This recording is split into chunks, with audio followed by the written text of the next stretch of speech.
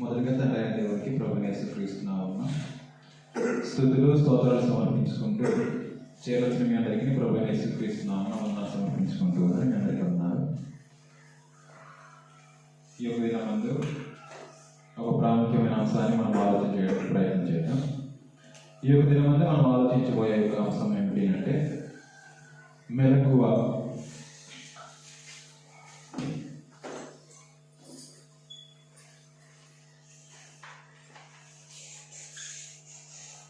మెలకువ అనే యొక్క అంశాన్ని ఆలోచన చేయడానికి ప్రయత్నం చేద్దాం. ఈ యొక్క పదాన్ని వింటున్నప్పుడు మనకు అంటే దీని అర్థం చేసుకుంటామంటే నిద్రలో మెలకువ కలిగి ఉంటాము అనే యొక్క అంటే నిద్రలో మెలకువ అనే విషయాన్ని మనము ఈ యొక్క పదాలు విన్నప్పుడు మనం జ్ఞాపకం చేసుకుంటాం. అయితే పరిశుద్ధులు ఏ విషయాల్లో అంటే ఏ యొక్క విషయాల్లో మెలకువ కలిగి ఉండాలి, మన యొక్క ఆత్మీయ జీవితంలో మెలకువ అన్నది ఎంత అవసరమో ఈ యొక్క దినము మనం ఆలోచన చేయడానికి ప్రయత్నం చేద్దాం. అంటే మనము ఏ విషయంలో మెలకువ కలిగి ఉండాలి,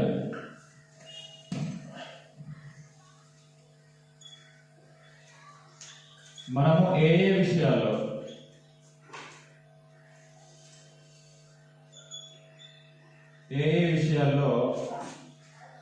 లేదా విషయములలో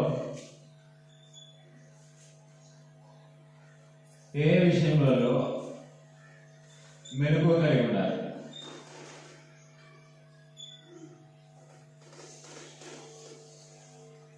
ఏ విషయంలో మెలకువ కలిగి ఉండాలి, ఏ యొక్క విషయాల్లో మనం మెలకువ కలిగి ఉండాల్సిన అవసరత మనకుంది అనే విషయాలను ఈ యొక్క దినం వల్ల మనము ఆలోచన చేసుకుంటూ మనం ముందుకు వెళ్దాం. కొరింథీయులకు రాసిన మొదటి పత్రిక 16వ అధ్యాయం. కొరింథీయులకు రాసిన మొదటి పత్రిక 16వ అధ్యాయము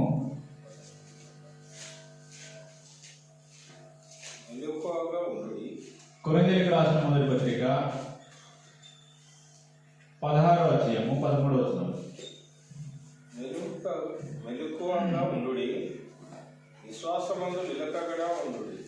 మెలకువగా ఉండుడి, విశ్వాసమందు నిలకడగా ఉండుడి, పౌరుషము గలవారై ఉండుడి, బలవంతులై ఉండుడి.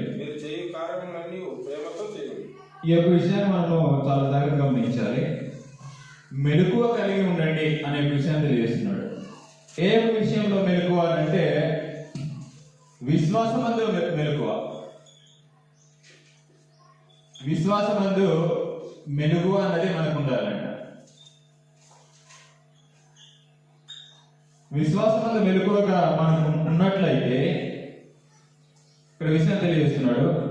మెలకువగా ఉండుడి, విశ్వాసమందు నిలకడగా ఉండుడి, పౌరుషం గలవారై ఉండుడి. అంటే మెలకువ అన్నది మనలో ఉంటే మనలో ఏముంటది అంటే విశ్వాసమందు పౌరుషం అనేది ఉంటది. అలాగే బలవంతుడై ఉండుడి అని అన్నాడు. ఒక వ్యక్తికి పౌరుషం ఉండాలన్నా, బలం అనేది ఉండాలన్నా మనకు కావాల్సిన ఏమిటి అంటే మెలకువ. ఏ విషయంలో మెలకువ అంటే విశ్వాసమందు మెలకువ. విశ్వాసమందు మెలకువ కలిగి ఉంటేనే విశ్వాసమందు నిలకడగా మనం ఉండగలుగుతాము. అలాగనే బలవంతులుగా ఉండగలుగుతాము, పౌరుషం గలవారై ఉండగలుగుతాము. విశ్వాసమందు మెలకువ లేకపోతే ఒక వ్యక్తి నిలబడలేడు, ఒక వ్యక్తి బలం పొందుకోలేడు, ఒక వ్యక్తి పౌరుషము కలిగి ఉండలేడు. కాబట్టి విశ్వాసమందు మనము మెలకువ కలిగి ఉంటేనే మన యొక్క ఆత్మీయ జీవితంలో బలం అనేది మనకు వస్తుంది. అలాగనే పౌరుషం అనేది మనం పొందుకుంటాం. 2వ కొరింథీయులకు రాసిన పత్రిక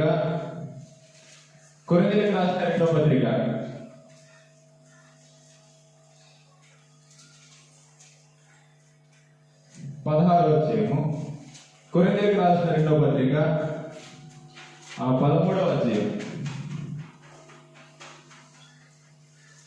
13వ అధ్యాయం 5వ వచనం. మీరు విశ్వాసం గలవారై ఉన్నారో లేదో మిమ్మును మీరే శోధించుకొని చూచుకొనుడి, మిమ్మును మీరే పరీక్షించుకొనుడి. మీరు భ్రష్టులు కాని ఎడల యేసుక్రీస్తు మీలోనున్నాడని మిమ్మును గురించి మీరే ఎరుగరా అని అంటాడు. అంటే విశ్వాసమందు మనం మెలకువ కలిగి ఉన్నామో లేదో మనందరం మనము పరీక్షించుకోవాల్సిన బాధ్యత మనకుంది. ఎందుకనంటే విశ్వాసమందు నిలకడగా లేకపోతే, విశ్వాసమందు బలవంతులు కాలేము, విశ్వాసమందు పౌరుషం కలవారై ఉండలేము. విశ్వాసమందు మెలకువ అన్నది ప్రతి ఒక్కరికి ఉందో లేదో మనందరం మనమే పరీక్షించుకోవాలి, శోధించుకోవాలి. మీరు విశ్వాసం కలవారై ఉన్నారో లేదో మిమ్మల్ని మీరే శోధించుకొని చూసుకోండి. ఎలా శోధించుకోవాలి అంటే మనకు ఎగ్జాంపుల్ విశ్వాసం అనేది ఎలా శోధించుకోవాలి. ప్రతి ఆదివారము మనము దేవుని సన్నిధిలోనికి చేరొస్తున్నా మనము ప్రతి ఒక్కరు కూడా ఆత్మ సంబంధమైన అర్పణ అనేది తీసుకొస్తూ ఉన్నాం. ఆత్మ సంబంధమైన బలి అన్నది అర్పించడానికి ఆ అర్పణ పట్టుకొని దేవుడి సముఖంలో వస్తున్నాం. అలా వస్తున్న మనము మనకు ఎగ్జాంపుల్ గా ఆదికాండము 4వ అధ్యాయంలో కయీను హేబేలు ఉన్నారు. కయీను హేబేలు ఇద్దరు కూడా దేవుని యొక్క సముఖంలో అర్పణలు పట్టుకొని దేవుని యొక్క సముఖంలో నిలబడ్డారు. నిలబడి ఆత్మ సంబంధమైన అర్పణను అర్పిస్తున్నప్పుడు ఈ ఇద్దరి యొక్క వ్యక్తుల్లో ఆత్మ సంబంధమైన మెలుగు కలిగిన వారు ఎవరు అంటే హేబేలు. ఎందుకు హేబేలు ఆత్మ సంబంధమైన మెలుగు కలిగి ఉన్నవాడు అంటే ఒకసారి చదువుదాం. ఇద్దరు కూడా అర్పణను తీసుకొచ్చారు. అర్పణను తీసుకొచ్చినటువంటి ఇద్దరిలో మెలుగు కలిగిన వారు ఎవరు అంటే ఆదికాండము 4వ అధ్యాయము 2వ వచనం నుంచి. తర్వాత ఆమె అతని తమ్ముడుకు హేబేలు కలిగెను. హేబేలు గొర్రెలు కాపాడి, కయీను భూమిని సేదపరిచేవాడు. కొంతకాలమైన తర్వాత కయీను పొలము పంటలో కొంత యెహోవాకు అర్పణగా తెచ్చెను. హేబేలు కూడా తన మందలో తొలిచూలు పుట్టిన వాటిలో క్రొవ్విన వాటిని కొని తెచ్చెను. యెహోవా హేబేలును అతని అర్పణను లక్ష్యపెట్టాడు. ఇద్దరు కూడా హేబేలు కయీను ఇద్దరు కూడా దేవుని సముఖంలో నిలబడ్డారు. దేవుని యొక్క సముఖంలో ఇద్దరు నిలబడ్డారు అర్పణలు పట్టుకొని, కయీను హేబేలు. ఇద్దరు కూడా దేవుని యొక్క సముఖంలో నిలబడితే, అర్పణలు పట్టుకుని నిలబడితే, ఒక వ్యక్తి ఆత్మ సంబంధమైన మెలకువ కలిగిన వాడు, ఒక వ్యక్తి ఆత్మ సంబంధమైన మెలకు లేనివాడు. ఆ మెలకువ దేనిలో లేదు అంటే కయీనులో విశ్వాసం లేదు. కయీనులో విశ్వాసం అనే ఒక మెలకువ లేదు. హేబేలులో విశ్వాసం ఉంది. ఇప్పుడు మనము కూడా వీరిద్దరిలో నేను ఆత్మ సంబంధమైన విశ్వాసమందు మెలకువ కలిగి ఉన్నానా, కలిగి ఉంటేనే దేవుడికి అర్పిస్తేనే దేవుడు అర్పణ అంగీకరిస్తాడు. కయీను తన యొక్క అర్పణ తీసుకొచ్చి దేవుడి సముఖంలో ఇచ్చాడు. హేబేలు కూడా అర్పణ తీసుకొచ్చి దేవుడి సముఖంలో ఇచ్చాడు. అయితే దేవుడు కయీను యొక్క అర్పణను అంగీకరించకుండా, లక్ష్య పెట్టకుండా హేబేలు యొక్క అర్పణను ఎందుకు లక్ష్య పెట్టాడు? ఎందుకనంటే ఈ కయీను ఆత్మ సంబంధమైనటువంటి విశ్వాసం అన్నది మెలుగు అన్నది కయీనులో లేదు, హేబేలులో ఉంది. అదే విషయాన్ని హెబ్రీయులకు రాసిన పత్రికలో చాలా స్పష్టంగా దేవుడే మాట్లాడాడు. హెబ్రీయులకు రాసిన పత్రిక 11వ అధ్యాయం 4వ వచనంలో, హెబ్రీయులకు రాసిన పత్రిక 11వ అధ్యాయం 4వ వచనం, 11వ అధ్యాయం 4వ వచనం.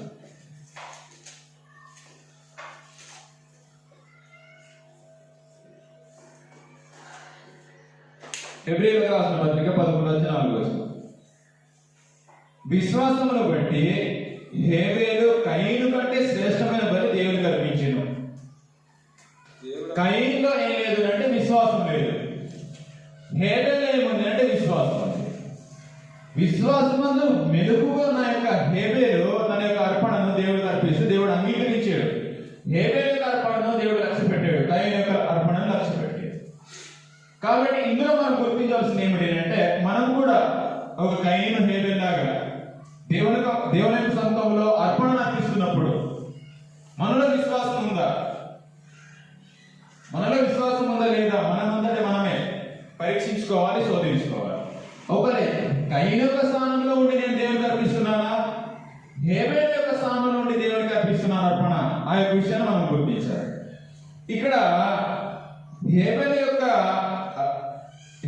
యొక్క అర్పణను దేవుడు ఎందుకు లక్ష్య పెట్టాడో ఆ విషయాన్ని తెలియజేస్తున్నాడు.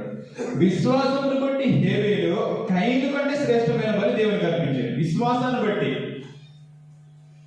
కయీను ఇచ్చిన అర్పణ తాను తన యొక్క సేదపరిచిన తన యొక్క వ్యవసాయము పంటలో అనేది తీసుకొచ్చాడు. హేబేలు గొర్రెలు కాపరి కాబట్టి తన యొక్క మందలోనిది ఒకటి తీసుకొచ్చాడు.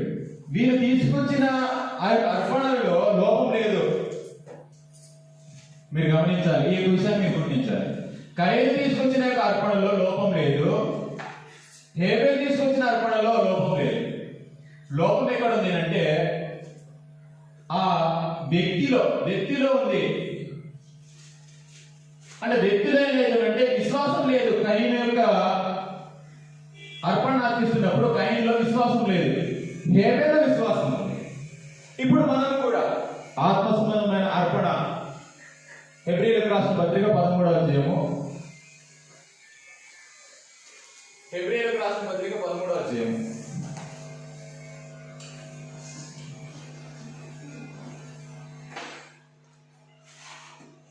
15వ వచనంలో, హెబ్రీయులకు రాసిన పత్రిక 13వ అధ్యాయం 15. కాబట్టి ఆయన ద్వారా మనము దేవునికి ఎల్లప్పుడూ స్తుతి యాగము చేయదము. ఆ స్తుతి యాగం అంటే ఏంటో వివరిస్తున్నాడు. అనగా ఆయన నామములో ఒప్పుకొనుచు జిహ్వాఫలం అర్పించడము అనేసి అన్నాడు. జిహ్వాఫలము అంటే మన యొక్క కంఠాన్ని దేవునికి అర్పణగా అర్పిస్తున్నాము. మన యొక్క కంఠ స్వరాన్ని దేవుడికి అర్పిస్తున్నప్పుడు మనలో విశ్వాసం ఉందా లేదా? మనందరం మనమే పరీక్షించుకోవాలి లేదా శోధించుకోవాలి. కయీను యొక్క స్థానంలో మనం ఉన్నామా, హేబేలు యొక్క స్థానంలో మనం ఉన్నామా? మనందరం మనమే పరీక్షించుకొని శోధించుకొని దేవుడికి అర్పించవలసినటువంటి బాధ్యత మనకు ఉంది. అందుకని విశ్వాసమందు మెలుగు కలిగి ఉండాలి. ఒక హేబేలు లాగా హేబేలు విశ్వాసమందు మెలుగు కలిగి దేవునికి అర్పణ అర్పిస్తే హేబేలు యొక్క అర్పణను దేవుడు లక్ష్య పెట్టాడు అంట. విశ్వాసమును బట్టి హేబేలు కయీను కంటే శ్రేష్టమైన బలి దేవునికి అర్పించాను. దేవుడు అతని అర్పణను గురించి సాక్ష్యం ఇచ్చినప్పుడు అతడు ఆ విశ్వాసమును బట్టి నీతిమంతుడని సాక్ష్యం పొందెను. అతడు మృతి నొంది ఆ విశ్వాసం ద్వారా మాట్లాడుతున్నాడు. అంటే విశ్వాసము ద్వారా మాట్లాడుతున్నాడు. విశ్వాసము ద్వారా అతడు నీతిమంతుడుగా తీర్చబడ్డాడు. ఆ విశ్వాసమే హేబేలు నీతిమంతుడుగా తీర్చింది. హేబేలు అర్పించిన యొక్క అర్పణను శ్రేష్టమైనదిగా చేసింది. దేన్ని బట్టి కయీను శ్రేష్టమైన అర్పణ అర్పించాడు, నీతిమంతుడుగా తాను తీర్చబడ్డాడు. అలాగే తాను చనిపోయి కూడా ఎలాగ మాట్లాడగలుగుతున్నాడు అంటే విశ్వాసము ద్వారా. విశ్వాసం అది వెలుగు కలిగి ఉన్నాడు. కాబట్టి మనము ఆత్మ సంబంధమైన విషయాల్లో ఏ విషయాల్లో మెలుగు కలిగి ఉండాలంటే మొట్టమొదటి విశ్వాసమందు మెలుగు కలిగి ఉండాలి అనే విషయాన్ని మనం ఆలోచన చేస్తాం. రెండవది ఎఫెసీయులకు రాసిన పత్రిక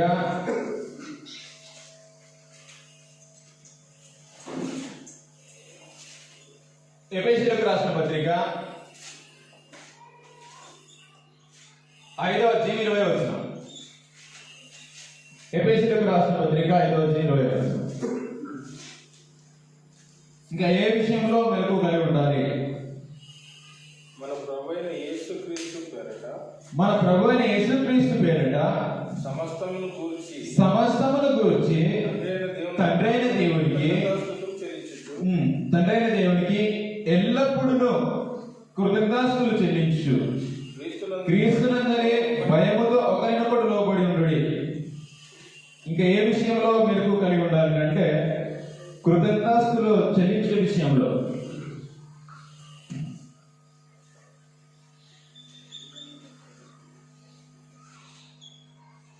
కృతజ్ఞతలు, కృతజ్ఞతాస్తుతులు.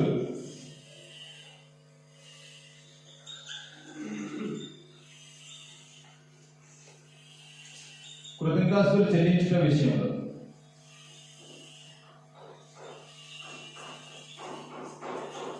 మెలకువ. కృతజ్ఞతాస్తుతులు చెల్లించడం విషయంలో మెలకువ కలిగి ఉండాలి. కొలసీలకు రాసిన పత్రిక 3:17. కొలసీలకు రాసిన పత్రిక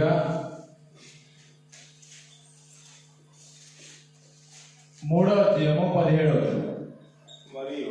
మరియు మాట చేత గాని క్రియ చేత గాని మీరేమి చేసినను ప్రభువైన యేసుక్రీస్తు ద్వారా తండ్రైన దేవునికి కృతజ్ఞతాస్తుతులు చెల్లించుచు సమస్తమును ఆయన పేరిట చేయుడి. సమస్తాన్ని యేసుక్రీస్తు పేరిట కృతజ్ఞతాస్తుతులు అన్నది చెల్లించాలి. 4:2. ఈ విషయాన్ని మనం చాలా జాగ్రత్తగా మనసు పెట్టుకోవాలి. 4:2. కొలసీలకు రాసిన పత్రిక 4:2. ప్రార్థన యందు నిలకడగా ఉండి, ఈ విషయాన్ని మనసులో పెట్టుకోవాలి. కృతజ్ఞత గలవారై దాని యందు మెలకుగా ఉండు అనేసి అన్నాడు. కృతజ్ఞత అన్నది మనం కలిగి ఉండాలి. కలిగి ఉండే విషయంలో ఎలా ఉండాలి అంటే మెలకువ అన్నది ఉండాలి. మొట్టమొదటి విషయమో విశ్వాసం అన్నది మెలకువ. రెండవ విషయమో కృతజ్ఞతాస్తుతులు చెల్లించిన విషయంలో మెలకువ. ఎల్లప్పుడూ యేసుక్రీస్తు ద్వారా దేవునికి కృతజ్ఞతాస్తుతులు చెల్లించే విషయంలో మెలకువ కలిగి ఉండాలి. ప్రాధాన్యత నిలకడగా ఉండి కృతజ్ఞత గలవారై దాని యందు మెలకుగా ఉండు అనేసి అన్నాడు. అంటే కృతజ్ఞత భావం కలిగిన వారిగా ఉండాలి. అంటే కృతజ్ఞత చెల్లించే విషయంలో ఎలా ఉండాలి అంటే మెలకుగా ఉండాలి. అప్పుడు మనం అనుభవిస్తున్న ప్రతి దాని విషయంలో కృతజ్ఞత భావం కలిగి ఉండాలి. అంటే మనం అనుభవిస్తున్న రోజును బట్టి, మనం తింటున్న ఆహారాన్ని బట్టి, మనం అనుభవిస్తున్న ఆయుష్ను బట్టి, అంటే ప్రతి విషయంలో దేవునికి కృతజ్ఞత చెల్లించే విషయంలో మెలకువ అన్నది చాలా అవసరం. మెలకువ అన్నది చాలా అవసరం. అందుకని ఇక్కడ ప్రార్థన యందు నిలకడగా ఉండి కృతజ్ఞత గలవారై దాని యందు మెలకుగా ఉండు. మరియు నేను బంధకంలో ఉంచబడుటకు కారణమైన క్రీస్తు మర్మమును గురించి నేను బోధించవలసిన విధముగానే ఆ మర్మమును వెల్లడిపరిచినట్లు వాక్యం చెప్పుటకు అనుకూలమైన సమయము దేవుడు దయచేయవలనే మా కొరకు ప్రార్థించుడి అనేసి. అంటే ఇందులో పౌలు గారు ఏమని చేస్తున్నాడు అంటే దేవునికి కృతజ్ఞత చెల్లించడం విషయంలో మెలకువ కలిగి ఉండాలి. అలా కృతజ్ఞతాస్తుతులు చెల్లించడమే ఆత్మ సంబంధమైన మెలకువగా, అలాగే మన విషయంలో దేవుని యొక్క చిత్తము అనే విషయాన్ని మనం గ్రహించాలి. తెస్సలోనికీయులకు రాసిన మొదటి పత్రిక 5వ అధ్యాయము 16-18. 4వ అధ్యాయము అనుకుంటాను, ఒకసారి చూద్దాం. 5వ అధ్యాయము 16-18. ప్రతి విషయమునందును కృతజ్ఞతాస్తుతులు చెల్లించుడి. ఇలాగు చేయుట యేసుక్రీస్తునందు మీ విషయంలో దేవుని యొక్క చిత్తము అని అన్నాడు. అంటే దేవుని యొక్క చిత్తం ఏంటంటే కృతజ్ఞతాస్తుతులు చెల్లించాలి. చెల్లించిన విషయంలో మెలకువ కలిగి ప్రతి విషయంలో కూడా అలా చేయడమే మన విషయంలో దేవుని యొక్క చిత్తం. ఆత్మ సంబంధమైన మెలకువలో రెండవది ఏమిటంటే కృతజ్ఞతాస్తుతులు చెల్లించాలి. అలా చెల్లించడము మన యొక్క విషయంలో దేవుని యొక్క చిత్తం. ఎగ్జాంపుల్ గా మనము దావీదును గురించి మనం ఆలోచన చేయవచ్చు.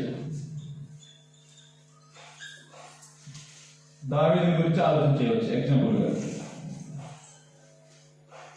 దినవృత్తాంతాల గ్రంథం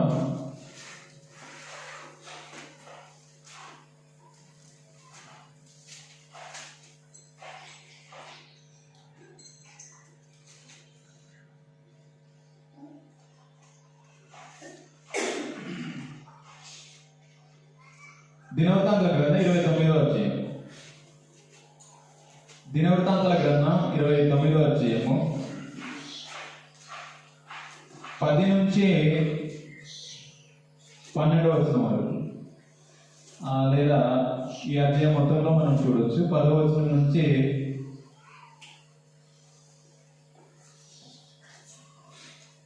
15వ వచనం వరకు. దినవృత్తాంతాల మొదటి గ్రంథం 29వ అధ్యాయము 10వ వచనం నుంచి 15వ వచనం వరకు. రాజైన దావీదు కూడాను బహుగా సంతోషపడి సమాజము పూర్ణంగా ఉండగా యెహోవాకు ఇట్లా స్తోత్రములు చెల్లించెను. మాకు తండ్రిగా ఉన్న ఇశ్రాయేలు దేవా యెహోవా, నిరంతరము నీవు స్తోత్రార్హుడవు. యెహోవా, భూమి ఆకాశములందుండు సమస్తమును నీ వశము. మహాత్యమును, పరాక్రమమును, ప్రభావమును, తేజస్సును, ఘనతయు నీకే చెందుచున్నవి. యెహోవా, రాజ్యము నీది.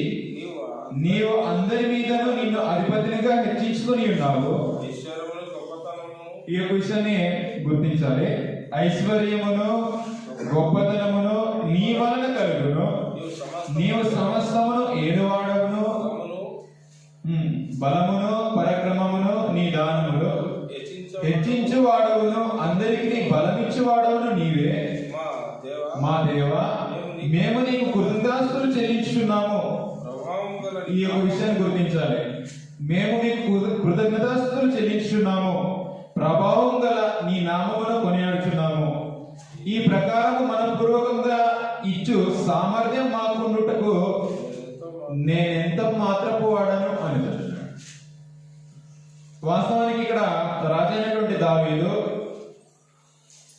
తాను ఎంతో ఐశ్వర్యం కలిగిన వాడు, పరాక్రమం కలిగిన వాడు, అలాగనే గొప్పవాడుగా తాను ఉన్నాడు, అంటే రాజుగా ఉన్నాడు. అంత పొందుకున్న యొక్క దావీదు యొక్క మాటలను బట్టి ఏమనేసి మనం గ్రహించుకోవాలి అంటే,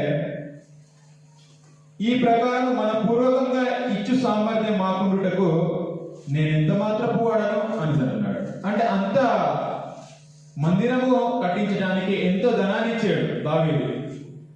ఎంతో బంగారాలను, వెండి బంగారాలను ఇచ్చాడు. అలా ఇవ్వగలిగినటువంటి అంత సామర్థ్యము, అంత ఐశ్వర్యం కలిగినటువంటి దావీదు ఏమని అంటున్నాడు అంటే, మాకు సామర్థ్యం ఉందనేసి మేము చెప్పుకోవడానికి మేము ఎంత మాత్రపు వాళ్ళము అనే ఒక విషయాన్ని ఇక్కడ వ్యక్తపరుస్తున్నాడు.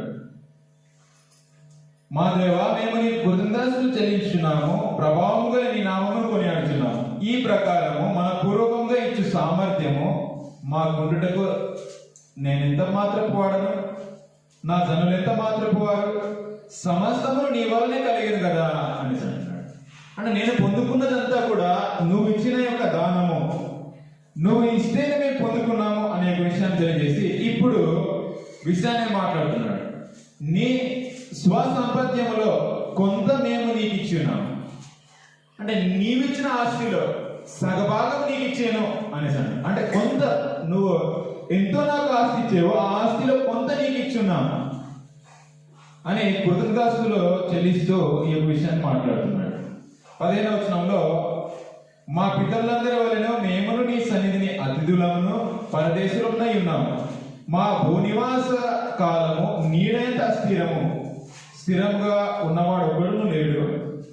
అంటే తాను పొందుకున్న యొక్క యావదాస్తిలో సగభాగము దేవునికి, అంటే ఎన్నో నువ్వు ఇచ్చావు, అందులో కొంత నీకు ఇచ్చాను అనే విషయాన్ని మాట్లాడుతున్నాడు. నీ స్వసాంపత్యములో కొంత మేము నీకు ఇచ్చాను. నువ్వు ఇచ్చిన నీ యొక్క ఆస్తి, నువ్వు మాకు ఇచ్చిన దాంట్లో కొంత నీకు ఇస్తున్నాము అని కృతజ్ఞతాస్తులు అన్నది చెల్లిస్తున్నాడు దావీదు. కాబట్టి కృతజ్ఞతాస్తులు అన్నది చెల్లించాలి. చెల్లించిన విషయంలో మెలకువ అన్నది మనకు అవసరము. కృతజ్ఞతాస్తులు చెల్లించడమే మన యొక్క విషయంలో దేవుని యొక్క చిత్తము. ఆ దేవుని యొక్క చిత్తాన్ని తెలుసుకున్న యొక్క దావీదు తాను పొందుకున్న యొక్క ఆస్తిని బట్టి, తాను అనుభవిస్తున్న ఐశ్వర్యాలను బట్టి లేదా తాను తన యొక్క రాజ్యం బట్టి అంటే రాజరికపు యొక్క సింహాసనాన్ని బట్టి దేవునికి కృతజ్ఞతాస్తులు చెల్లిస్తున్నాడు. మా దేవా, మేము నీకు కృతజ్ఞతాస్తులు చెల్లించున్నాము అనేసి అంటున్నాడు. కాబట్టి మనము కూడా కృతజ్ఞతాస్తులు చెల్లించే విషయంలో మెలకు అన్నది మన యొక్క జీవితాల్లో ఎంతో అవసరమని మనం గ్రహించాలి. మూడవది, ఇంకా ఏ విషయంలో మెలకు అని అంటే మత్తయి సువార్త 26:41.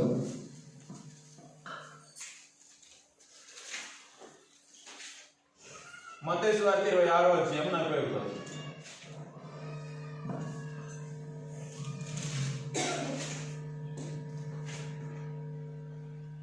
మీరు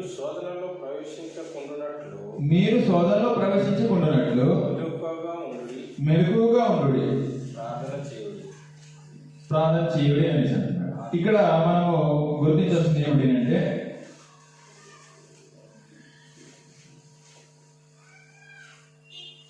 మీరు శోధనలో ప్రవేశించకుండానట్లు మెలకువగా ఉండి ప్రార్థన చేయుడి. అంటే శోధనలో పడిపోకుండా ఉండటానికి మెలకు అన్నది అవసరం.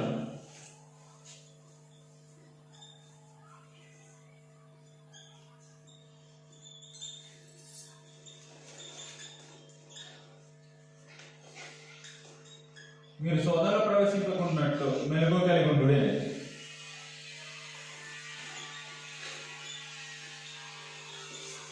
మన శోధనలో ప్రవేశించకుండా, శోధనలో పడిపోకుండా ఉండడానికి ఏం కావాలంటే మెలకువ.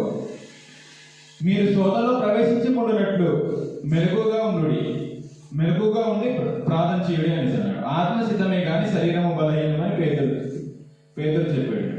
కాబట్టి మనం ఆత్మ సంబంధమైన జీవితాన్ని కొనసాగిస్తున్నప్పుడు శోధనలో ప్రవేశించకుండా ఉండాలి అంటే మెలకువ అనేది అవసరం. శోధన ఎలాగ వస్తుంది అంటే మనందరికీ తెలిసినట్లుగా యాకోబు పత్రిక 1వ అధ్యాయంలో శోధన ఎలాగో మనకు వస్తుంది, శోధన ఒక వ్యక్తి ఎలాగో శోధింపబడతాడు అనే విషయాన్ని మనం చదువుతాం. యాకోబు పత్రిక 1వ అధ్యాయము 14-15 వచనాలు. 14-15 వచనాలు. ప్రతి వాడును తన స్వకీయమైన దురాశ చేత ఈడవబడి మరలు కోల్పబడిన వాడై శోధింపబడి. అంటే ప్రతి వానికి కూడా స్వకీయ అంటే సొంత దురాశ అనేది ఉంటుంది. ప్రతి వానికి సొంత దురాశ ఉంటుంది. ఆ దురాశ చేత ఏం చేస్తాడు అంటే ఈడవబడి, తన యొక్క దురాశ ఏం చేస్తుందంటే అతన్ని ఈడ్చుకుంటూ తెస్తుంది. ఈడ్చుకొని మరలు కోల్పబడిన వాడే శోధింపబడతాడు. శోధింపబడిన తర్వాత దురాశ గర్భము ధరించి పాపమును కనగా పాపము పరిపక్వమై మరణమును కనును. అంటే ఒక వ్యక్తిని దురాశ ఏం చేస్తుందంటే, ఒక వ్యక్తిని దురాశ ఏం చేస్తుందంటే ఈడ్చుకొని తీసుకొస్తుంది. ప్రతి వాడు కూడా తన యొక్క దురాశ చేత శోధింపడు. ప్రతి వాడులో తన స్వకీయమైన దురాశ చేత ఈడవబడి మరలు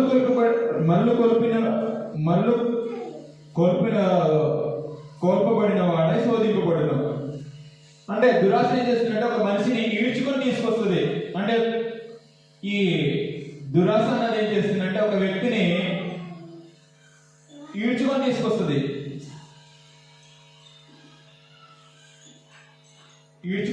అంటే ఆ యొక్క దురాశ ఒక మనిషిని ఈడవబడి మరలు కోల్పబడిన వాడే శోధింపబడతాడు.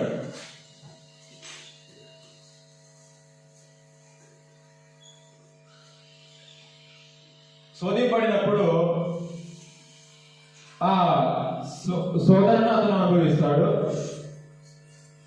10వ వచనంలో దురాశ గర్భం ధరించి పాపం కంటది. అంటే శోధనలో నిలబడకపోతే, శోధనలో నిలిచి ఉండకపోతే, శోధన జయించకపోతే ఏమవుతుంది అంటే పాపం అనేది వస్తుంది. పాపం ద్వారా మరణం అనేది వస్తుంది. ఆత్మ సంబంధమైన మరణం. ఒక వ్యక్తికి స్వకీయ దురాశ ఉంటది. ఆ స్వకీయ దురాశ ఏం చేస్తుందంటే ఆ కోరిక అన్నది ఒక మనిషిని ఈడ్చుకొని పోతే, ఒక మనిషికి సొంత కోరిక అనేది ఉంటది. ఆ కోరిక ఏం చేస్తుందంటే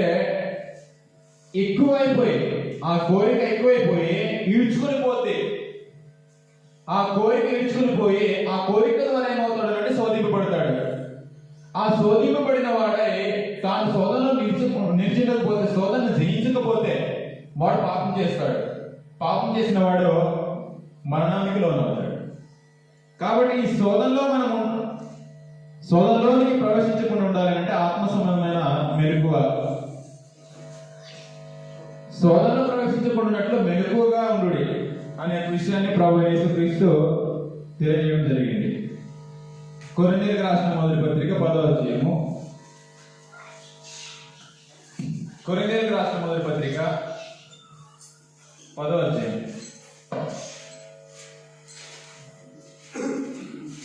13వ వచనం. కొరింథీయులకు రాసిన మొదటి పత్రిక 10వ అధ్యాయము 13వ వచనం. సాధారణంగా మనుషులకు కలుగు శోధన తప్ప మరి ఏది మీకు సంభవింపలేదు. దేవుడు నమ్మదగిన వాడు, మీరు సహింప కలిగినంత కంటే ఎక్కువగా ఆయన మిమ్మును శోధింపబడనీయడు. అంతేకాదు సహింపగలుగుటకు ఆయన శోధనతో కూడా తప్పించుకున్న మార్గమును కలుగజేయును. ఇక్కడ చాలా స్పష్టంగా చెప్పబడింది ఏమిటంటే సాధారణంగా మనుషులకు కలుగు శోధన తప్ప, సాధారణంగా మనుషులకు ఎలా శోధన అనేది కలుగుతుందో మనం యాకోబు పత్రికలో చదువుకున్నాం. స్వకీయ దురాశ చేత ఈడవబడతాడు, మనలో కొలుపబడిన వాడే శోధింపబడతాడు. ఇది సాధారణంగా మనుషులకు కలిగేటటువంటి శోధన. ఆ శోధనని చాలా ఇక్కడ క్లియర్ గా మాట్లాడాడు. సాధారణంగా మనుషులకు కలుగు శోధన తప్ప మరి ఏదీ మీకు సంభవింపలేదు. దేవుడు నమ్మదగిన వాడు, మీరు సహింపగలిగినంత కంటే ఎక్కువగా ఆయన మిమ్మల్ని శోధింపనీయడు అని. అంటే మనుషులకు ఎంత అయితే శోధనను సహించగలిగేంత సామర్థ్యం ఉంటుందో, అంత బలం ఉంటుందో, అంతవరకు దేవుడు శోధించడానికి అవకాశం ఇస్తాడంట.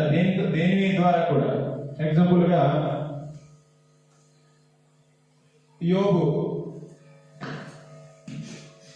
గా యోబు గురించి మనం ఆలోచించవచ్చు. యోబును అపవాది ఏం చేశాడు అంటే శోధించడానికి దేవుడిని అనుమతి అడుగుతాడు. అనుమతి అడిగితే దేవుడు అనుమతి ఇస్తేనే యోబును సాతాను శోధించడానికి వస్తాడు. దేవుడు అనుమతి లేకుండా సాతాను ఏమి యోబును శోధించలేదు. దేవుడు అనుమతి అన్నది అడిగి శోధించడం జరిగింది. ఒకసారి చదువుదాం. యోబు గ్రంథము మొదటి అధ్యాయము. యోబు గ్రంథము మొదటి అధ్యాయము 9-10 వచనాలు. 9, 10, 11 వచనాలు, 12 వచనాలు. యోబు గ్రంథము మొదటి అధ్యాయము 9-12 వచనాల వరకు. అన్ని అడగగా అపవాది 8వ వచనం చదివితే మనకు అర్థమవుతుంది. అందుకు యెహోవా నీవు నా సేవకుడైన యోబు సంగతి ఆలోచించితివా? అతడు యథార్థవర్తనుడును న్యాయవంతుడునై దేవుని యందు భయభక్తులు కలిగి చెడుతనమును విసర్జించినవాడు, భూమి మీద అతని వంటి వాడు ఎవడునూ లేడు. మీరు గమనించినట్లయితే అపవాదితో దేవుడు అంటున్నాడు, ఎక్కడి నుంచి నువ్వు వచ్చావు అనేసి అంటే అపవాది అంటాడు, నేను భూమి మీద ఇటు అటు తిరుగుతూ భూమి మీద నుంచి వచ్చాను అనే విషయాన్ని సాధారణ చెప్తే, అప్పుడు దేవుడు ఏమని అంటున్నాడు అంటే భూమి మీద యోగు అనే యొక్క భక్తిపరుడు యథార్థవర్తునుడు ఉన్నాడు, న్యాయవంతుడు. అతడు దేవుని పట్ల భయభక్తులు కలిగి చెడుతనాన్ని విసర్జించిన వాడు, అతని వంటి వాడు ఎవడును లేడు అనే విషయాన్ని సాతానుకు దేవుడు చెప్తే ఇప్పుడు సాతాను మాట్లాడుతున్నాడు. అని అడుగుగా అపవాది యోబు ఊరకనే దేవుని యందు భయభక్తులు కలవాడాయి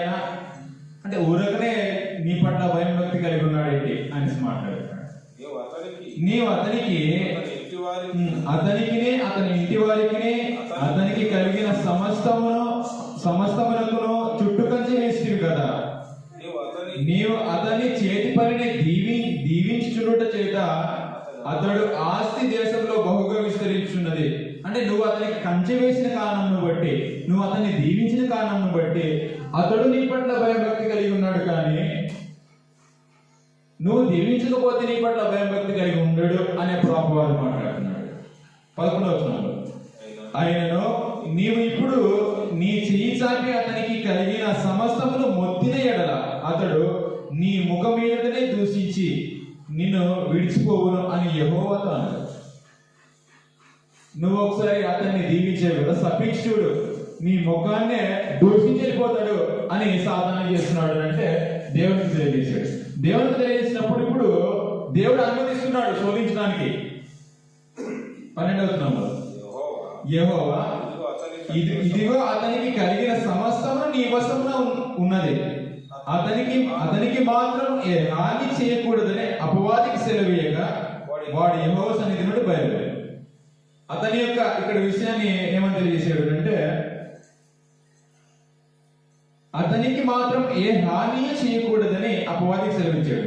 అంటే శోధించడానికి అనుమతించాడు, ఆస్తి మొత్తాన్ని శోధించడానికి అనుమతించాడు. అయితే అతని యొక్క ప్రాణానికి హాని కలగకూడదు అని అవకాశం ఇచ్చి అపవాదికి శోధించడానికి, యోబును శోధించడానికి అవకాశం ఇచ్చాడు. ఇస్తే ఆస్తి మొత్తం లాగేశాడు. మనకందరికి తెలుసు విషయం. ఆస్తి మొత్తాన్ని లాగేశాడు. తన యొక్క కుమారులతో సహా అపవాది తీసేసుకున్నాడు. తీసేసుకొని ఒళ్ళు మొత్తము అయితే ఏమైంది అంటే అన్ని ఆస్తి మొత్తం తీసాడు. తీసిన తర్వాత యోబు యొక్క సమాధానం ఏంటో మనము 20వ వచనం నుంచి చదువుతాం. అప్పుడు యోబు లేచి తనపై వస్త్రమును చింపుకొని తన వెంట్రుకలో గొరిగించుకొని నేల మీద సాష్టాంగపడి నమస్కారం చేసి ఇట్లా, నేను నా తల్లి గర్భంలో నుండి దిగంబరినై వచ్చి తిని దిగంబరినై అక్కడికి తిరిగి వెళ్ళాను. యెహోవా ఇచ్చెను, యెహోవా తీసుకొని పోయాను. యెహోవా నామమునకు స్తుతి కలుగును గాక. ఈ సంగతులలో ఏ విషయం అందులో యోబు ఏ పాపమును చేయలేదు, అతడు అన్యాయం చేశానని చెప్పలేదు. ఇక్కడ మీరు ఒకటి గుర్తించాలి. సాతాను వచ్చి దేవుడు ఏమని అన్నాడు అంటే, నువ్వు అతన్ని బహుగా దీవించిన కారణాన్ని బట్టి నీ పట్ల భయభక్తి కలిగి ఉన్నాడు, నువ్వు ఒకవేళ దాన్ని శపించి చూడు, నీ ముఖం మీదనే నిన్ను దూషించిపోతాడు అని అన్నాడు. నిన్ను దూషిస్తాడు అనే ఒక విషయాన్ని తెలియజేశాడు. మనం చదువుకున్నాం ఇంతగా.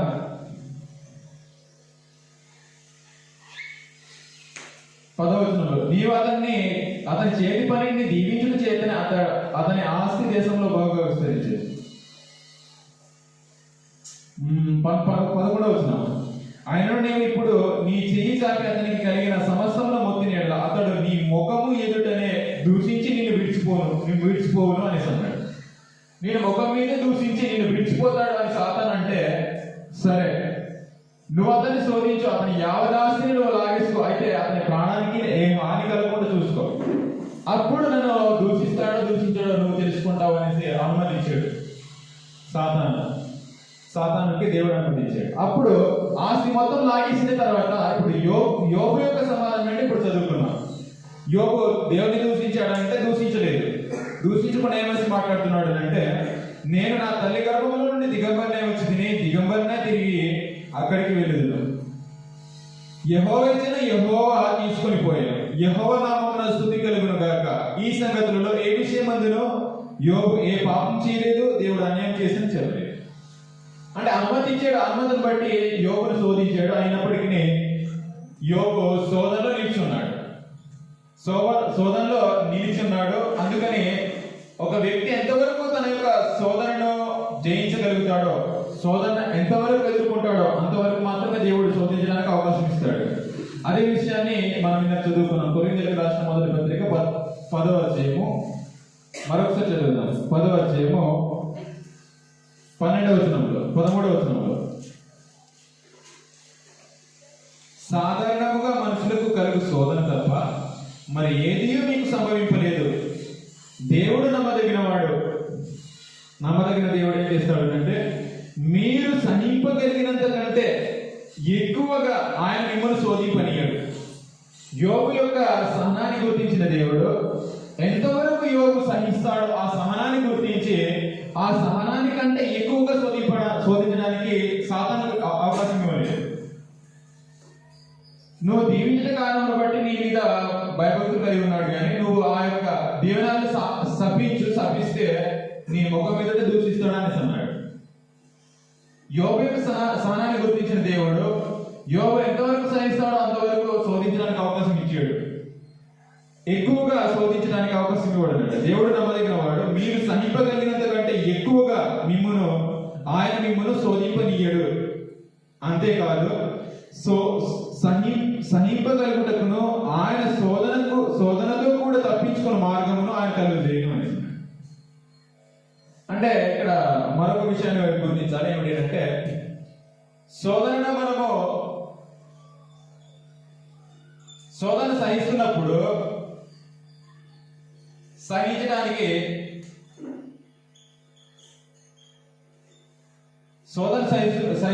సహించడానికి తప్పించుకునే ఒక మార్గాన్ని కూడా చూపిస్తాడు అంట.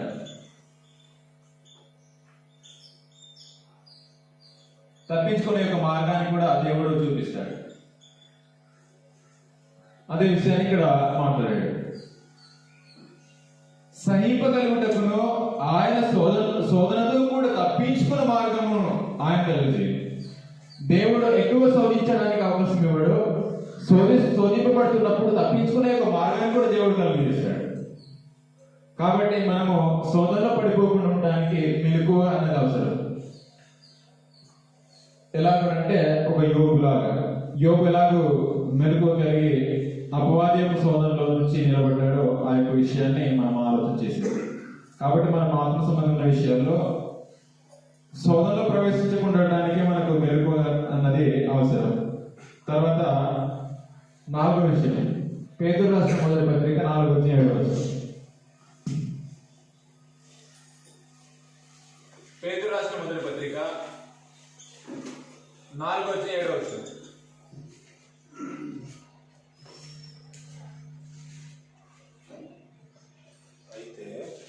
అయితే అన్నిటి అంతము సమీపమై ఉన్నది. అన్నిటి అంతము సమీపమై ఉన్నది కాగా స్వస్థ బుద్ధి గలవారై మీరు స్వస్థ బుద్ధి గలవారై ప్రార్థనలో చేయుటకు మెలకువగా ఉండుడి. ప్రార్థనలో మెలకువ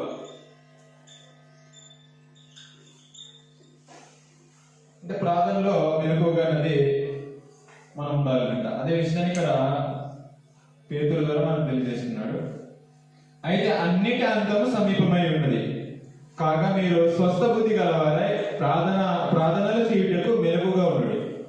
అంటే ప్రార్థన విషయాల్లో మెలకువ అనేది మనకు చాలా అవసరం.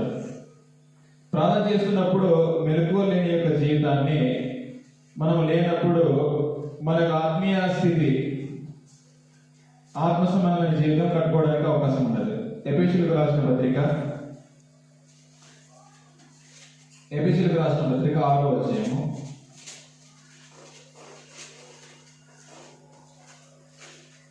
18వ వచనం.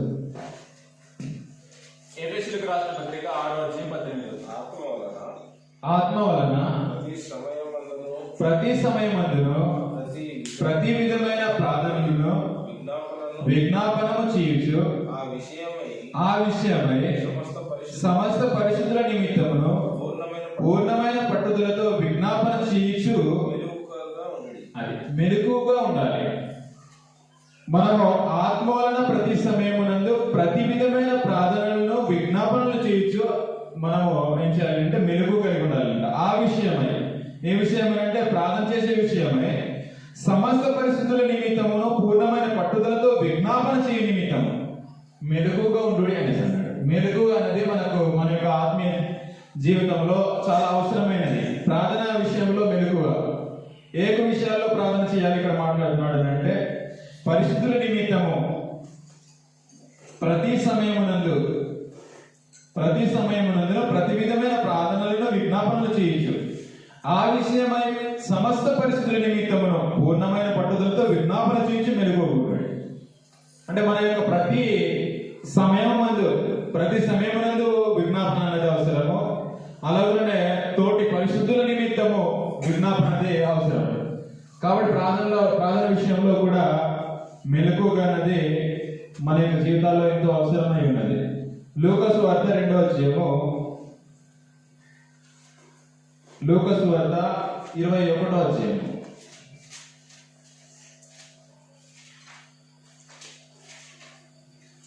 లూకా సువార్త 21వ అధ్యాయము 36వ వచనంలో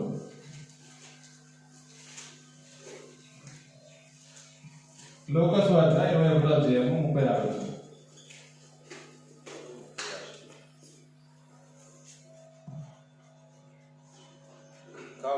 కాబట్టి నీవు జరగబో వీటి నెలను తప్పించుకొని మనిషి కుమారుని ఎదుట నిలబడుటకు శక్తి గల వారగునట్లు ఎల్లప్పుడూ ప్రార్థన చేయొచ్చు మెలకువగా ఉండుడని చెప్పాను.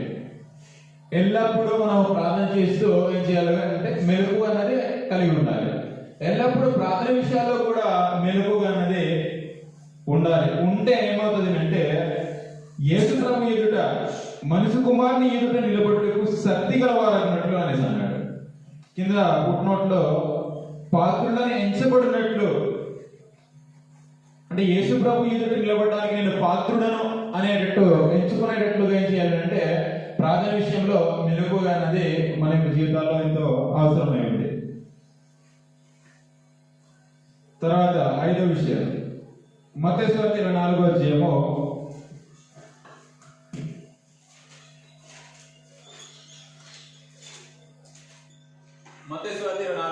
41వ వచనం నుంచి.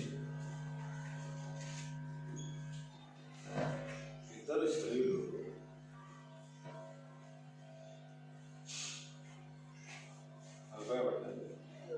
42, 43 వచనం. కావున ఏ దినము మీరు 42, 43 వచనం. కావున ఏ దినమును ప్రభు వచ్చును మీకు తెలియదు కనుక మెలకువగా నుండుడి. ఏకజాము దొంగ వచ్చునో ఇంటి యజమానునికి తెలిసి ఉండని ఎడల ఏ జామున దొంగ వచ్చునో ఇంటి యజమానునికి తెలిసి ఉండని ఎడల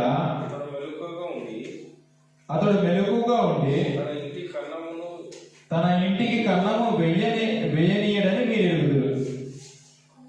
మనము ఇందులో గుర్తించాల్సింది ఏమిటంటే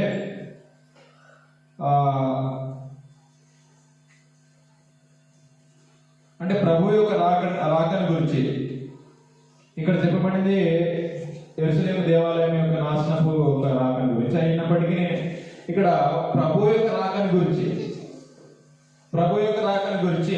మెలకువ.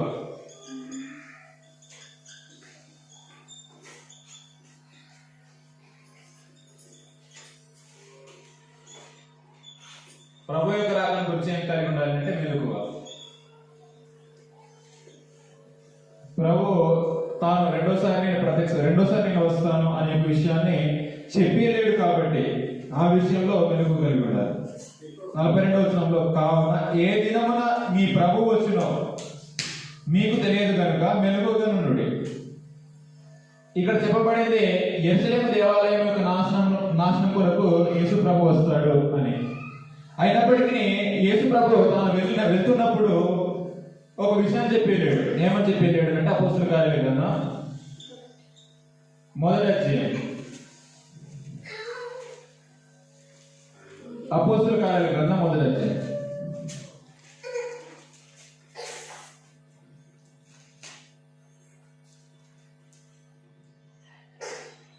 11వ వచనం. అపోస్తలుల కార్యాల గ్రంథం 1వ అధ్యాయం 11వ వచనం. గలిలయ మనుషులారా, ఇక్కడ దేవదూతలు మాట్లాడుతున్నాడు.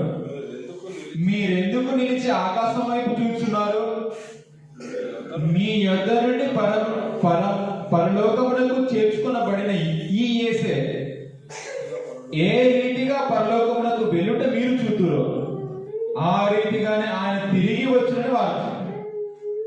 యేసు ప్రభు వెళ్తున్నప్పుడు తాను ఆరోహణ అంటే పరలోకము ఆరోహణ అవుతున్నప్పుడు దేవదూతలు ఏమని తెలియజేశాడు అంటే, మీరు ఆయన వెళ్తున్న విషయాన్ని చూస్తున్నారు,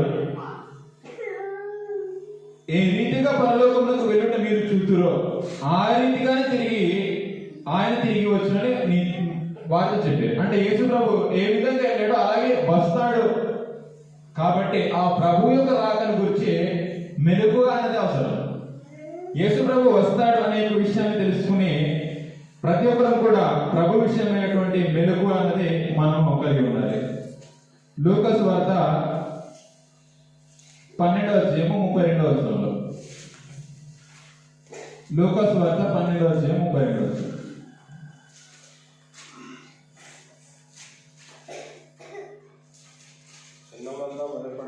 చిన్నమంద భయపడకుడి, మీకు రాజ్యం అనుగ్రహించుటకు మీ తండ్రికి ఇష్టమై ఉన్నది.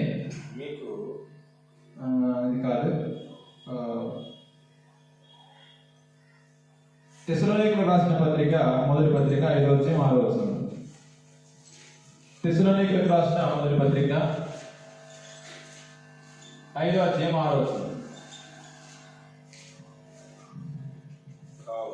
కావున ఇతరుల వలె నిద్రపోక మెలకుగా ఉండి మత్తులం కాక యుద్ధము. నిద్రపోవారు రాత్రి వేళ నిద్రపోవుదురు, మత్తుగా ఉండువారు రాత్రి వేళ మత్తుగా ఉందురు.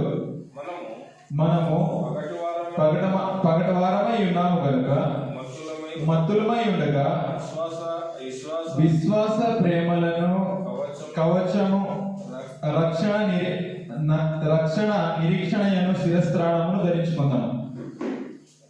మనము 5వ వచనంలో మీరందరూ వెలుగు సంబంధులను పగటి సంబంధులై ఉన్నారు, మనం రాత్రి వారం కాము చీకటి వారం కాము అని అన్నాడు.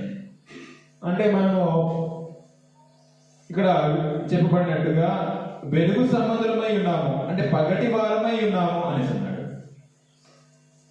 అంటే క్రైస్తవులందరూ కూడా మెలుగు అన్నది అవసరము. అంటే రాత్రి ఇక్కడ ఏమని చెప్పాడు అంటే మనము రాత్రి వారం కాము చీకటి వారం కాము అని. అంటే మెలకువకు సింబాలిక్ గా చెప్పబడింది ఏమిటంటే, మీరందరూ వెలుగు సంబంధులను పగటి సంబంధులై ఉన్నారు, మనము రాత్రి వారం కాము చీకటి వారం కాము అని. అంటే మనము చీకటి వారం అయితే ఏమవుతుందంటే మెలకువ లేని యొక్క స్థితి.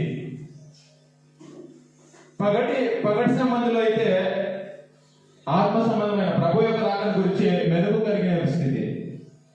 దీన్నే పేతురు రాసిన 2వ పత్రిక 3వ అధ్యాయంలో ఇంకా క్లియర్ గా వివరించడం జరిగింది. పేతురు రాసిన 2వ పత్రిక 3వ అధ్యాయము 12వ వచనంలో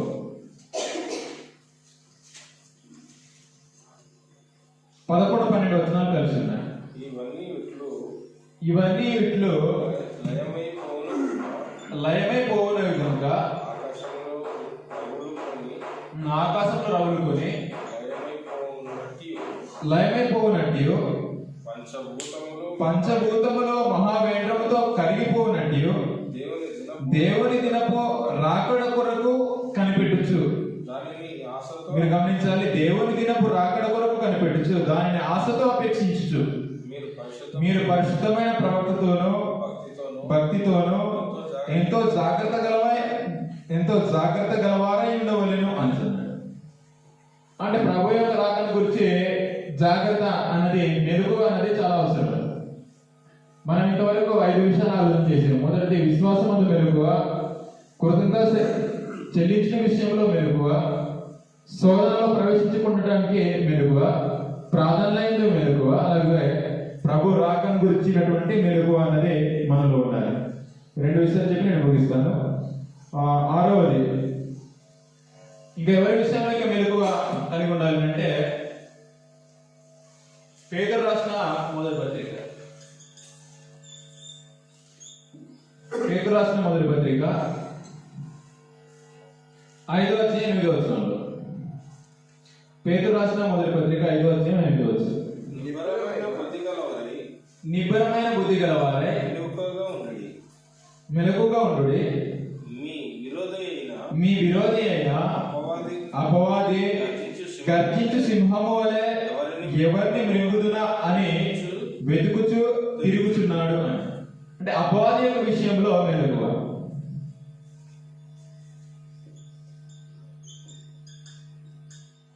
అపవాది విషయంలో మెలకువ అనేది ఉండాలి. ఎందుకనంటే అతడు గర్జించు సింహము వలె ఎవరిని మృంగుతానని గర్జించు సింహము వలె తిరుగుతున్నాడు. కాబట్టి అపవాది విషయంలో ఎలా ఉండాలంటే మెలకువ కలిగి ఉండాలి. అందుకని మీరు మెలకువ కలిగి ఉండుడి అని తెలియజేశాడు. నిబ్బరమైన బుద్ధి గలవారు మెలకువగా ఉండుడి. ఎందుకు మెలకువగా ఉండాలి అంటే మీ విరోధి అయిన అపవాది సాతాను గర్జించు సింహం వల్ల ఎవరిని మృంగుదునా అని వెతుకుతూ తిరుగుతున్నాడు. కాబట్టి అపవాది విషయంలో కూడా మెలకువ అనేది అవసరం. ఎందుకనంటే ఎవరు దొరుకుతారా అని ఎదురు చూస్తూ అపవాది సాతాను తిరుగుతున్నాడు. కాబట్టి మనము అపవాది విషయంలో మెలుకోలేకపోతే అపవాది మృంగిస్తాడు. కాబట్టి అపవాది విషయంలో కూడా మెలుగు అనేది చాలా అవసరం. తిమోతికి రాసిన మొదటి పత్రిక 4వ అధ్యాయము 7వ విషయంలో. తిమోతికి రాసిన మొదటి పత్రిక 5వ అధ్యాయము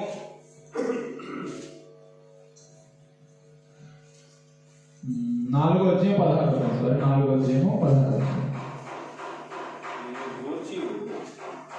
నిన్ను గూర్చి నీ బోధన గూర్చి జాగ్రత్త కలిగి ఉండము. వీటిలో నిలకడగా ఉండు. నీవు ఇలాగ చేసి నిన్నును నీ బోధ వినువారిని రక్షించుకొందువు అంటున్నాడు. అంటే సత్యం విషయంలో లేదా సత్య ప్రకటన విషయంలో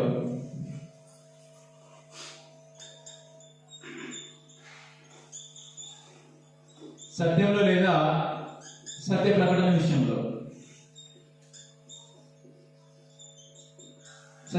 విషయంలో మెలకువ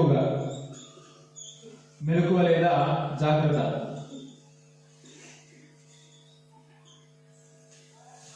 అంటే ఒక వ్యక్తి ఇక్కడ చెప్పబడుతుంది తిమోతి పత్రిక అంటే ఒక సువార్థికుడికి లేదా ఒక దైవజనుడికి పౌలు దైవజనుడైనటువంటి తిమోతికి ఏమని తెలియజేస్తున్నాడు అంటే 15వ వచనం నుంచి నీ అభివృద్ధి అందరికీ తేటగా కనబడు నిమిత్తము వీటిని మనస్కరించుము, వీటి అందే సాధకం చేసుకోనము అని అన్నాడు. ఈ దేని విషయంలో సాధకము అంటే అభివృద్ధి విషయంలో. అభివృద్ధి అన్నది అందరికీ తేటగా కనబడేటట్టుగా దాని యందు దృష్టి ఉంచాలి. మనస్కరించుము, వీటి అందే సాధకం చేయము. సాధకం అనేసి అన్నాడు. ప్రాక్టీస్ చేయాలి. తర్వాత నిన్ను గూర్చి నీ బోధన గూర్చి జాగ్రత్త కలిగి ఉండము, వీటిలో నిలకడగా ఉండము. నీ వీలాలు చేసి నిన్నును నీ బోధన విలువాన్ని రక్షించుకుందు అని అన్నాడు. 2వ తిమోతి పత్రిక 2వ అధ్యాయం 15వ వచనం. 2వ తిమోతి పత్రిక 2వ అధ్యాయం 15వ వచనం. దేవుని ఎదుట యోగ్యునిగాను సిగ్గుపడనక్కర్లేని పనివాని గాను సత్యవాక్యమును సరిగా ఉపదేశించువాని గాను నిన్ను నీవే దేవునికి కనపరుచుకున్నటకు జాగ్రత్త పడము అని అన్నాడు. అంటే ఒక సువార్తికుడు అన్నది సత్యవాక్యాన్ని సరిగా విభజించే విషయంలో అంటే ఏం చేసుకోవాలంటే దేవునికి జాగ్రత్త కనపరుచుకోవాలంట, మనుషులకు కాదు, దేవునికి. నిన్ను నీవే దేవునికి కనపరుచుకున్నట్టుకు జాగ్రత్త పడము అంటే దేవునికి ఒక దినాన లెక్క చెప్పుకోవాలి. కాబట్టి దేవుని వాక్యాన్ని ఉపదేశిస్తున్నప్పుడు సత్యవాక్యాన్ని సరిగా విభజించి మాట్లాడాలి, విభజించి బోధించాలి. అలా బోధించినట్లయితే దేవుని ఎదుట ఏం చేసుకుంటాడు అంటే అతను కనపరుచుకుంటాడు అంట. నిన్ను నీవే దేవునికి కనపరుచుకున్నట్టు జాగ్రత్త పడము అని అన్నాడు. అంటే ఒక వ్యక్తి సత్యములో లేదా సత్యము బోధించే విషయంలో ఏం చేయాలంటే మెలకు కలిగి ఉండాలి లేదా జాగ్రత్త కలిగి ఉండాలి. అలా జాగ్రత్త అలాంటి ఒక మెలకుగా ఉంటే అతడు దేవుని ఎదుట తనంతట తానే కనపరుచుకుంటాడు. దేవుని ఎదుట అతడు కనపరుచుకుంటాడు కాబట్టి జాగ్రత్త కలిగి ఉండవలసినటువంటి అవసరత ఉంది. తర్వాత ఏమనుకున్నాడు అంటే 4వ అధ్యాయము 5వ వచనంలో 4వ అధ్యాయం 5వ వచనం అయితే నీవు అన్ని విషయములలో అది మితముగా ఉండుము, శ్రమపడము, సువార్తికుని యొక్క పని చేయము, నీ పరిచర్యను సంపూర్ణంగా జరిగించుము అని అన్నాడు. అంటే అన్ని విషయాల్లో మితము అనేసి అన్నాడు. మితము అంటే సిద్ధపాటు లేదా మెలకువ. అన్ని విషయాల్లో మెలకువ అనేది ఉండాలి, సిద్ధపాటు అనేది ఉండాలి. కాబట్టి ఈ యొక్క విషయము సువార్తికుడుకు సంబంధించింది. ఈ మిగతా విషయాలు అన్ని కూడా అందరికీ వర్తించేది. ఈ యొక్క 7వ విషయం అయితే ప్రాముఖ్యంగా అక్కడ సువార్తికుడైనటువంటి తిమోతికి తెలియజేస్తున్నాడు. తిమోతికి ఏమని తెలియజేస్తున్నాడు? సువార్తికుడికి తెలియజేస్తున్నది 7వ విషయం అయితే. మిగతా అన్ని విషయాలు అందరికీ తమ యొక్క ఆత్మీయ జీవితంలో తాము మెలకు కలిగి ఉండవలసినటువంటి విషయాలు. అందుకని సువార్తికుల గురించి తెలియజేస్తూ 4వ అధ్యాయం 2వ వచనంలో 2వ వచనం నుంచి అలాగ మాట్లాడుకుంటే 5వ వచనంలో ఈ విధంగా చెప్పాడు. వాక్యమును ప్రకటించము, సమయమందున ఆ సమయమందున ప్రయాసపడము. సువార్తికుల గురించి మాట్లాడుతున్నాడు కాబట్టి ఆ ప్రయాసం గురించి వివరిస్తున్నాడు. సంపూర్ణమైన దీర్ఘశాంతంతో ఉపదేశించు, ఖండించుము, గద్దించుము, బుద్ధి చెప్పుము. ఎందుకు ఖండించు, బుద్ధి చెప్పు అని అంటున్నాడు అంటే 3వ వచనంలో ఎందుకనగా జనులు హిత బోధన సహింపగా అంటే ఆరోగ్యకరమైనటువంటి బోధన, అపోస్తుల బోధన సహించక దుర్గజములు గలవారై తమ స్వకీయ దురాశలకు అనుకూలమైన బోధకులను తమ కొరకు పోగు చేసుకుంటున్నారు. అలాంటి పోగు చేసుకుంటున్నారు కాబట్టి నువ్వు వాక్యాన్ని ప్రకటించు, సమయంతో పని లేదు, సమయం ఉంది ఆ సమయం ఉంది అనేసి అన్నాడు. 4వ వచనంలో సత్యమునకు చెవినీయక కల్పల కథల వైపునకు తిరుగు కాలము వచ్చును. అయితే నీవు అన్ని విషయంలో మితంగా ఉండము, శ్రమపడము, సువార్తికుని పని చేయము, నీ పరిచర్యను పూర్ణంగా జరిగించుము అనే విషయాన్ని మాట్లాడాడు. కాబట్టి 7వ విషయము ప్రాముఖ్యంగా ఎవరి గురించి అంటే సువార్తికుల గురించి. సత్యంలో నడిచే విషయంలో మెలకువ, ప్రకటన చేసే విషయంలో మెలకువ అనేది ఉండాలి. ఏ విషయాల్లో మెలకువ మన యొక్క ఆత్మీయ జీవితంలో అవసరమై ఉన్నవి అంటే విశ్వాసం అనే మెలకువ, దేవునికి కృతజ్ఞత స్తుతులు చెల్లించిన విషయంలో మెలకువ, శోధన ప్రవేశించుకుండటానికి మెలకువ, ప్రాధాన్యత మెలకువ, అలాగే ప్రభు రాకడ గురించినటువంటి మెలకువ అనేది ఉండాలి. అపవాది విషయంలో మెలకువ ఉండాలి. ఈ 6 విషయాలు కూడా మనసులో ఉంచుకొని మనం ఏ యొక్క విషయాల్లో మెలకువ కలిగి ఉన్నామో, ఏ యొక్క విషయాల్లో మెలకువ మన యొక్క ఆత్మీయ జీవితంలో లోపమై ఉంది, ఏ విషయంలో లోపమైంది అనే విషయాలు మనము మన యొక్క జీవితాల్లో పరీక్షించుకొని మనంతటా మనమే మెలకు కలిగి ఉండడానికి ప్రయాసపడాలని మీ అందరికి మనం చేస్తే ఒక వచనాన్ని చదివి నేను ముగిస్తాను. మార్కు సువార్త 13వ అధ్యాయం 37వ వచనం. మెలకు అన్నది ఒకరి గురించి కాదు, అందరికీ. మార్కు సువార్త 13వ అధ్యాయం 37వ వచనంలో. మార్కు సువార్త 13వ అధ్యాయము 37వ వచనం. యేసు ప్రభు ఈ విధంగా మాట్లాడుతున్నాడు. మరలా ఆయన వచ్చి వారు నిద్రించుట చూసి సీమోను నీవు నిద్రించున్నావా? ఒక గడియైన మేలుకొని ఉండలేవా? మీరు శోధనలో ప్రవేశించుకుంటున్నట్లు మీరు శోధనలో ప్రవేశించకున్నట్లు మెలకువగా నుండి ప్రార్థన చేయండి. ఆత్మ సిద్ధమే కానీ ఒకసారి నేను తప్పు చెప్పిన ఒకసారి చూద్దాం. నేను మీతో చెప్పుచున్నది మార్కు సువార్త 13వ అధ్యాయము 37. 37వ వచనం 37. నేను మీతో చెప్పుచున్నది అందరితోనూ చెప్పుచున్నాను. అది మెలకుగా నుండుడని యేసుప్రభు ఏమని అంటున్నాడు అంటే, నేను మీతో చెప్పుచున్నది అందరితోనూ చెప్తున్నాను అనేసి అన్నాడు. ఒకరితో కాదు, అందరితోనూ చెప్తున్నాడు అని అంటారు. అది అందరిలో మనమందరం కూడా. నేను మీతో చెప్తున్నది అందరితోనూ చెప్తున్నాను, మెలకుగా నుండుడని. అందరితో చెప్తున్నాడు, అందరు కూడా మెలకుగా ఉండండి. కాబట్టి మన యొక్క ఆత్మీయ జీవితంలో మెలకు అన్నది ఎంత అవసరమైందో ఈ యొక్క దినమంతా ఆలోచన చేసేమో. అన్ని విషయాల్లో మెలకు కలిగి ఉండి ఆత్మీయ జీవితాన్ని సరి చేసుకుంటూ మన యొక్క విశ్వాసపు యాత్రను ముందు కొనసాగించుకోవాలని మీ అందరికీ మనం చేస్తూ, ఇంతవరకు ఎంతో ఆసక్తితో శ్రద్ధగా విని మీ అందరికీ ప్రభువుని యేసుక్రీస్తు నామమున వందనాలు సమర్పించుకుంటూ ఉన్నాను. మీ అందరికీ వందనాలు.